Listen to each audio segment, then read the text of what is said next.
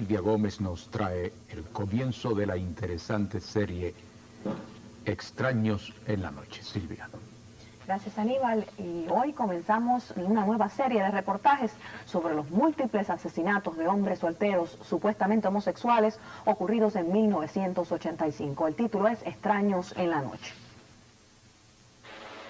De acuerdo con la información suministrada por la policía, en 1983, 5 hombres supuestamente homosexuales fueron asesinados en la zona metropolitana de San Juan. En 1984, 2 hombres más fueron asesinados. Y en 1985 le dieron muerte a un total de 10 hombres solteros supuestamente homosexuales. Estos hombres, en su mayoría de más de 40 años, profesionales acomodados, residentes en apartamentos del área metropolitana, aparecieron con múltiples heridas de arma blanca y o estrangulados y golpeados.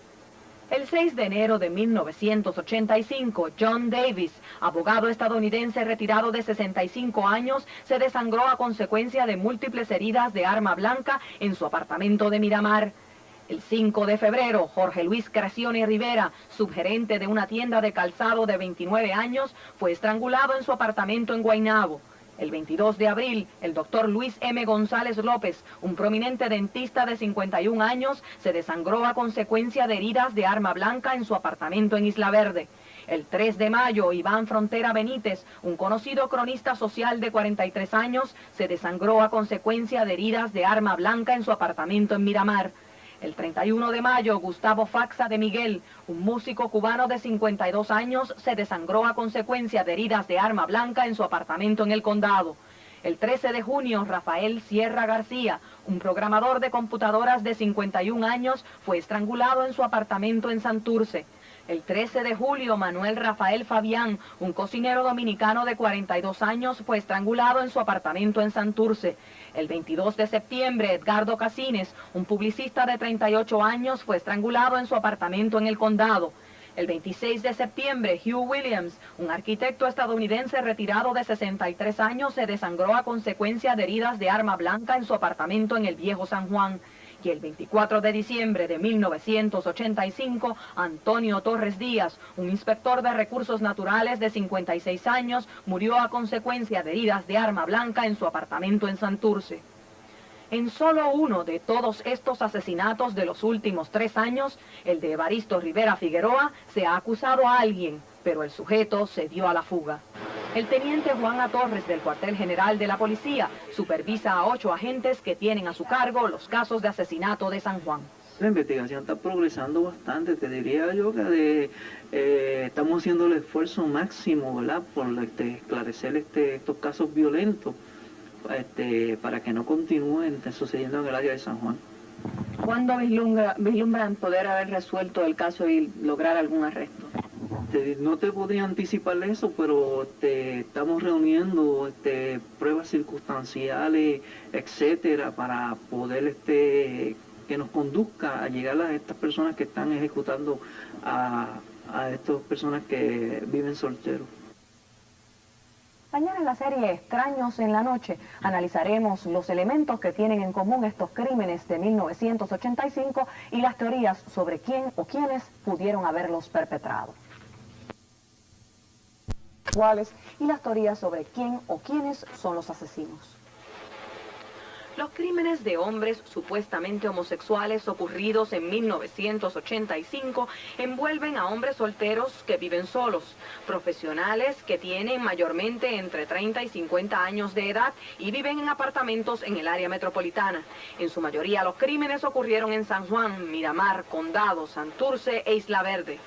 El teniente Juan A. Torres, del cuartel general de la policía en Atorrey, indica que en estos casos, aparentemente, la víctima deja entrar al asesino, que luego de cometer el crimen, deja la habitación en gran estado de desorden, sustrae algunos artículos, mayormente electrónicos, y con frecuencia se lleva el carro de la víctima. Examinamos los protocolos de autopsia de las 10 víctimas de 1985, junto al director del Instituto de Ciencias Forenses, doctor Pío Rechani, y la doctora Yocasta Brugal, directora de la sección de patología. Las autopsias revelaron que 5 de las víctimas se desangraron debido a heridas punzantes de arma blanca en el cuello y el tórax, y las otras 5 fueron estranguladas, que la mitad de ellos recibieron golpes y 3 fueron atados.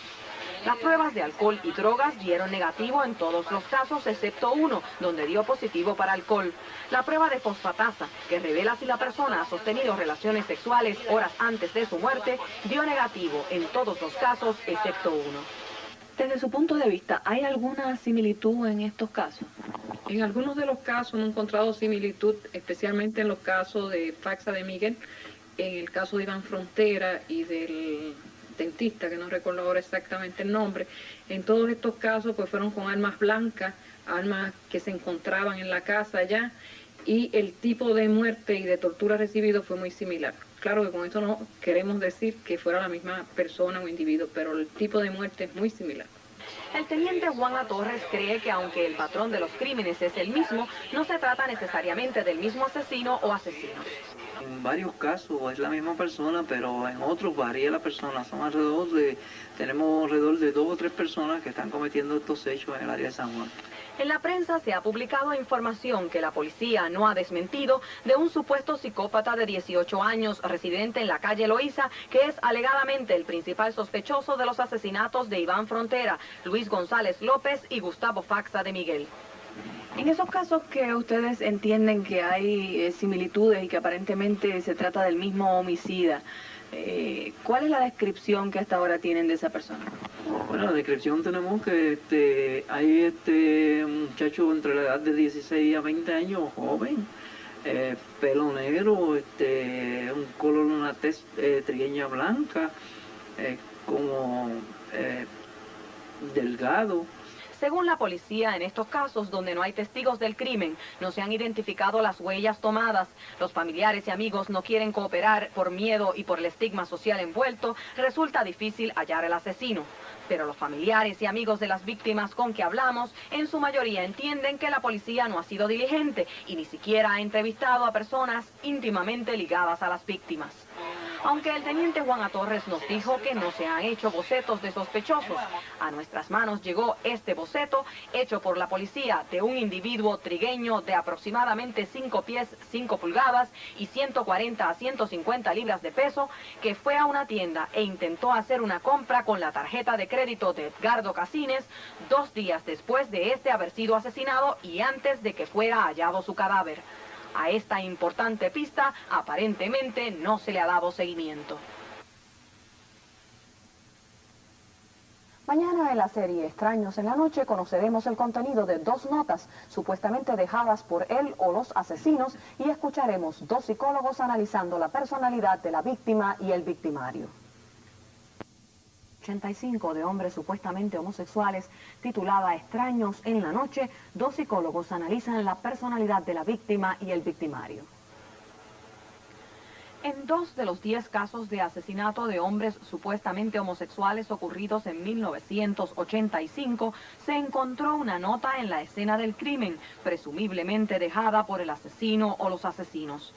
En el caso de Iván Frontera, escribieron en un espejo la frase «para que no te metas con la organización».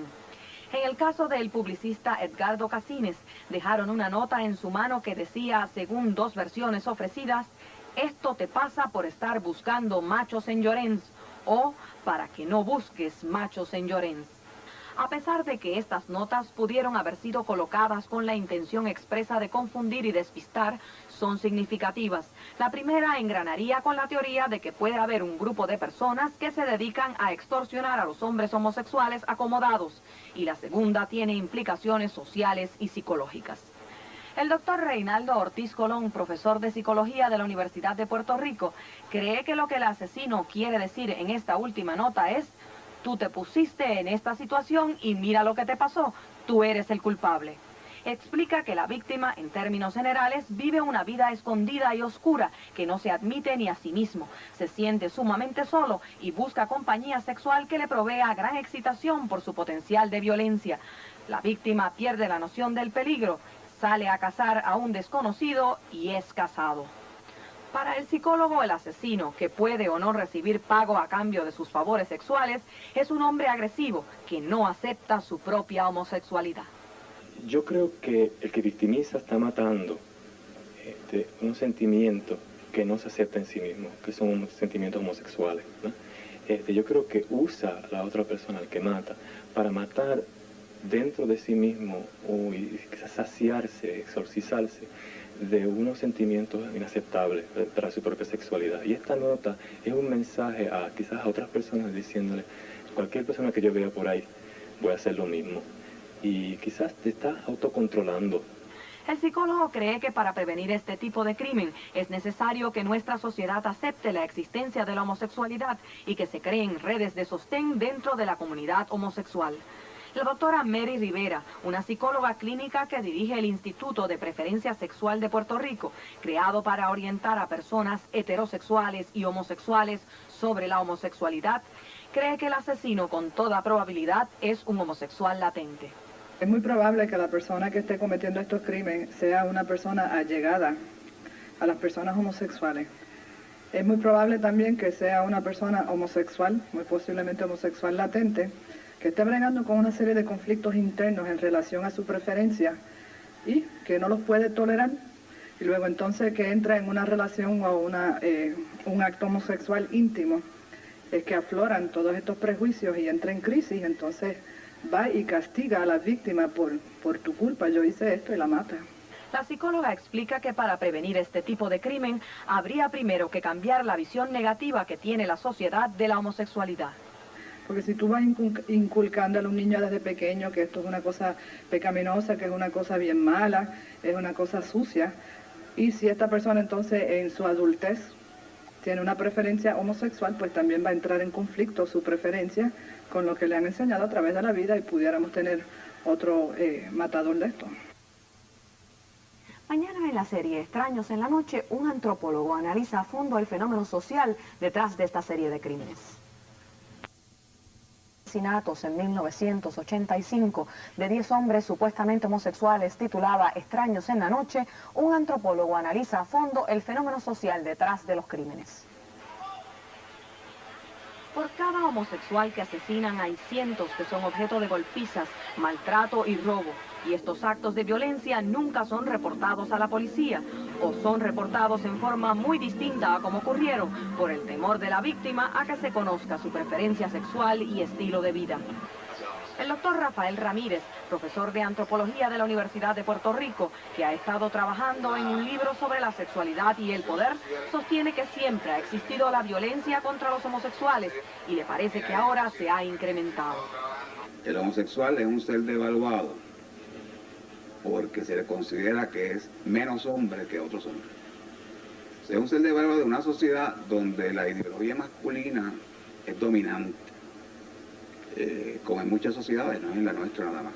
Es una ideología dominante donde el ser hombre significa que se le conceden unos privilegios que los que no son hombres, incluyendo las mujeres, no tienen. Por lo tanto, la ideología masculina es una ideología como es de dominación y de poder, y lo que se evalúa positivamente es el ser hombre. Todo aquel comportamiento que demuestre que no se es hombre o se es menos hombre va a ser un comportamiento devaluado. Y esa devaluación la internaliza también las personas de orientación homosexual. Ellos mismos se devalúan e intentan devaluarse unos a otros en su interacción social. El doctor Ramírez explica que los crímenes de este tipo responden a un estilo de vida o preferencia dentro del mundo homosexual y que este tipo de encuentro sexual furtivo tiene una serie de elementos conflictivos que pueden degenerar en violencia. Estos son, primero, la diferencia de clase social y edad entre la víctima, un hombre maduro, profesional, de solvencia económica, y el victimario, generalmente un joven de escasos recursos económicos. Segundo, el posible elemento de prostitución masculina, de compra y venta de sexo. Y tercero, la interacción sexual como tal entre un hombre homosexual y un hombre que pretende conservar su identidad heterosexual. La sociedad nuestra permite que hombres entren en interacción sexual con otros hombres, manteniendo su identidad masculina, siempre y cuando que exhiban cierto tipo de comportamiento. Hay cosas que se pueden hacer y cosas que no pueden hacer. Un hombre puede tener un encuentro homosexual y siempre y cuando que demuestres un comportamiento específico, se mantiene él como hombre. Según explica el antropólogo, la relación entre estos dos individuos está regida por unas reglas no escritas que ambos conocen, y cualquier amenaza a la identidad masculina del que entiende es macho, como un intento de invertir los papeles de dominación sexual, tocarle la cara, las nalgas o besarlo, puede degenerar en violencia.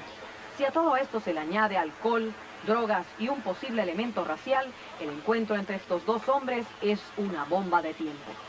Tenemos que verlo como que es un comportamiento de unos individuos, pero que está vinculado con la ideología que hay en esta sociedad, con un comportamiento que se espera, que se exhibe, y está dentro del marco de la violencia que existe en nuestra sociedad. ¿Por qué razón no ha generado presión pública este tipo de casos? Primero porque al ver a los homosexuales como seres devaluados, como seres que no tienen gran importancia o que se buscan esta situación por su comportamiento y su orientación sexual, pues no se genera una presión. Al mismo tiempo, al considerarse el homosexual, la orientación homosexual como perversión, pues no hay un clamor de la sociedad porque se esclarezca este tipo de crimen. Pudimos verificar hoy con el juez Víctor Ramírez, administrador del Tribunal Tutelar de Menores, que hace 2 o 3 días la policía radicó una querella en ausencia contra un menor por el asesinato de 2 de los hombres supuestamente homosexuales asesinados en 1985.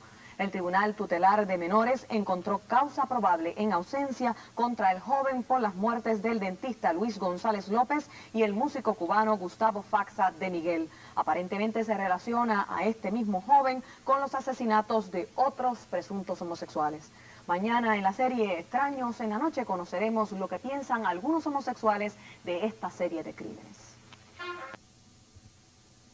De hombres supuestamente homosexuales ocurridos en 1985. Los 10 asesinatos de hombres solteros supuestamente homosexuales ocurridos el año pasado han producido consternación y miedo en la comunidad homosexual de Puerto Rico, al punto que algunos alegan haber modificado su estilo de vida ante el temor de ser ellos también víctimas de la violencia imperante. Este homosexual y estas 2 lesbianas compartieron con nosotros sus opiniones sobre esta alarmante situación, pero optaron por no revelar sus identidades para no verse afectados en su vida personal y profesional. Este tipo de situación se da porque la homosexualidad socialmente todavía es condenada y esto se presta para que los homosexuales tengamos muchas veces que recurrir a la clandestinidad, a esconderse, a mantener una serie de relaciones que no tienen ningún apoyo social. Se da con frecuencia, maltrato, violencia, y pues termina finalmente en el asesinato, porque no hay modo de a dónde recurrir para recibir un apoyo. A fin de cuentas, como son supuestamente hombres que quieren imitar mujeres, pues al no querer ser hombres verdaderos, pues se le devalúa. Y al devaluarse, pues no es muy importante si muere o no muere, o sea, es uno más. El número de asesinatos en estos últimos años es mínimo en términos de la situación de violencia continua a la que han sido sometidos los homosexuales y las lesbianas por toda la historia. O sea que es probablemente la forma más dramática, es la culminación de una violencia que va desde el mero rechazo, desde una mirada de desprecio, desde una palabra de insulto, desde negarle empleo, negarles apartamentos, el negarle la custodia a mujeres lesbianas. O sea, el asesinato es probablemente quizás la situación más dramática de violencia que se puede manifestar en contra de los homosexuales, pero la situación de violencia en términos generales es cotidiana, es diaria. El problema social general, pues es la violencia general y la violencia contra los homosexuales en particular.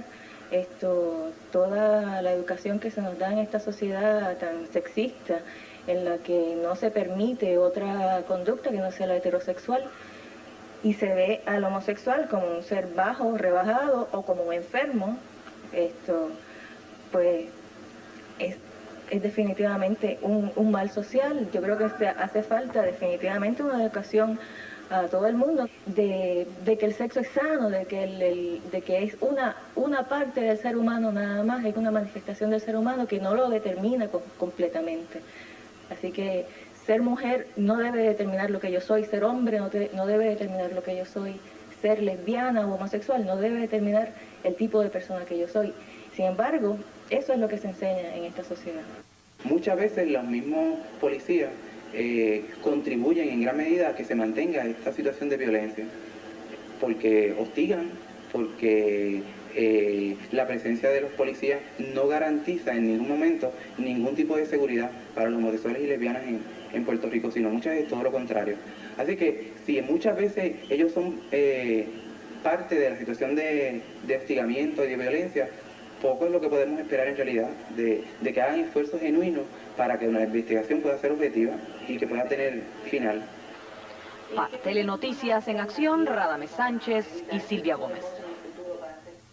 El juez administrador del Tribunal Tutelar de Menores, Víctor Ramírez, nos informó que si dentro de un par de meses la policía no ha dado con el paradero del menor que fue acusado hace unos días por la muerte del dentista Luis González López y el músico cubano Gustavo Faxa de Miguel, además de por violación a la ley de armas y el hurto de 2 automóviles, dinero, prendas y un arma, se le podría celebrar en ausencia en el Tribunal de Menores una vista en su fondo por los hechos o una vista para renunciar jurisdicción y juzgarlo como adulto. Por otro lado, queremos informarles que el boceto que mostráramos como parte de esta serie de un joven trigueño que supuestamente intentó usar la tarjeta de crédito de uno de los hombres asesinados, Edgardo Casines, provocó la llamada de familiares de otra de las víctimas que encontraron una foto del joven parecido al del boceto y que estuvo vinculado con uno de los muertos. Además recibimos una llamada de un hombre homosexual que recientemente fue víctima de una violenta agresión por parte de un joven que él sostiene es idéntico al boceto. Le haremos llegar esta información y cualquier otra que nos llegue al superintendente de la policía. Frontera y ha identificado a 2 sospechosos a quienes busca para arrestarlos. Estamos tratando de localizar a esos 2 sujetos, dijo el coronel Collazo. El caso está esclarecido definitivamente, añadió. Collazo sostuvo que la policía está ultimando los detalles para someter el caso ante los tribunales y que con la prueba acumulada, más otras que se espera obtener próximamente, se hallará causa probable contra los sospechosos.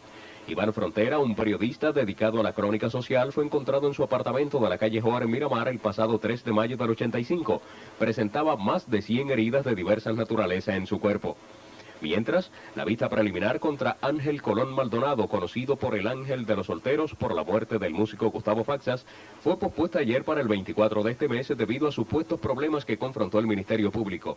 Colón Maldonado está también acusado de la muerte del dentista Luis González. Este crimen ocurrió en la jurisdicción de Carolina, por lo que la vista preliminar de este caso está señalada para la próxima semana en el Tribunal de Distrito de Carolina. A Colón Maldonado, de 18 años, también se le relaciona con el asesinato de Iván Frontera. Para Telenoticias en Acción les informó Jorge Rivera Nieves.